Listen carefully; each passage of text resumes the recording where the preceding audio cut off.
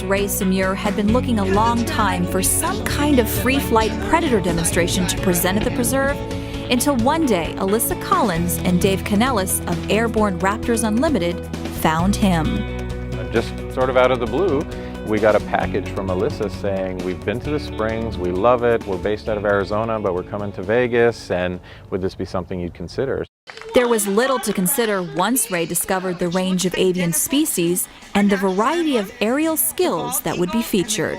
We have 4 falcons that do a lure stooping performance, which is basically a training and exercise routine where it involves swinging a leather lure around that the falcon tries to catch, so you'll be able to see the birds come in at very high speeds, and it's kind of a game. And when they catch it, they get their reward. It's sort of like pursuing prey without pursuing prey. And the birds can really display their prowess at pursuit in the airspace over the Crossroads Common. They love flying in the amphitheater. It's like it was made to have a falcon fly in it. But along with their speed and agility, it is the environmental sensitivity and intelligence of the birds and their handlers that makes so much sense in a presentation at the preserve. Our raven, Romeo, is a recycling craven.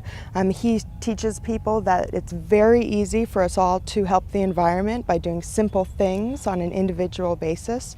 And one of those things is by reducing, reusing, and recycling. They have a reputation for collecting shiny things. They open zippers at the Grand Canyon to get to treats in tourist pockets. They're very, very intelligent animals. In that way, they take after their trainers. What was really interesting with them is they not only had just the falconry, which is actually hunting with birds of prey, but they had the whole educational side as well. And they had, they'd been doing it for years. And that has opened up a whole world of wonderful birds to learn from. I'm actually a member of a cooperative breeding program, which allows us to bring species like Angus, the steppe eagle, into the country for breeding so that we can retain the genetics, in captivity, should they ever need them in the future. But most of these birds that are brought in as exotics will do educational work and be animal ambassadors for people like us to educate and give people the opportunity to be up and close with these beautiful, powerful predators.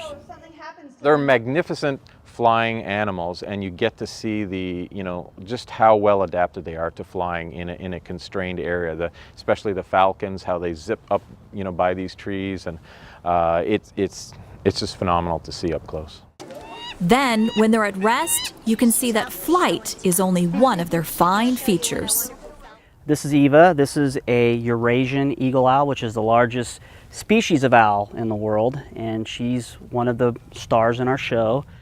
Beauty-wise, she has eyes to die for and a gift of silence that is equally lethal. Owls cannot see in pitch black, but they can see in very low light, starlight, moonlight, very, very well.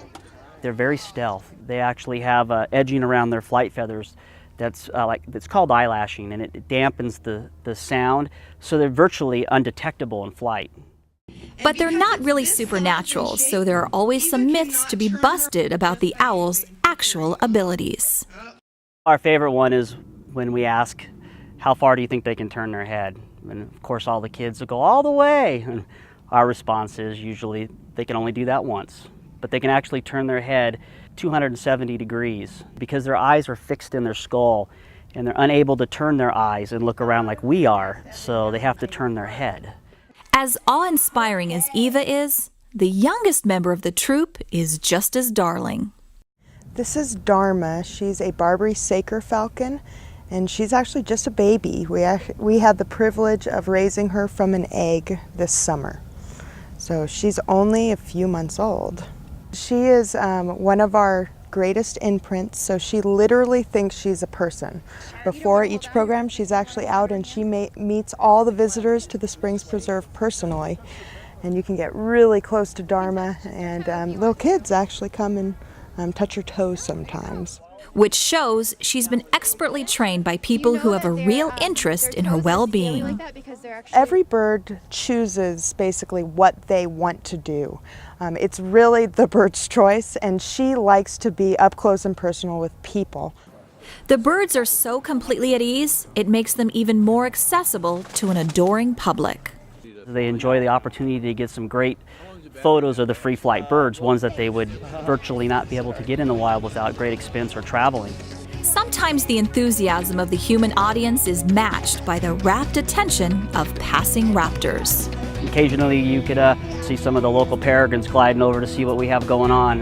And that gives deeper meaning to Ray's praise for the power of wings over the springs. So everybody's just generally excited about being close to these animals.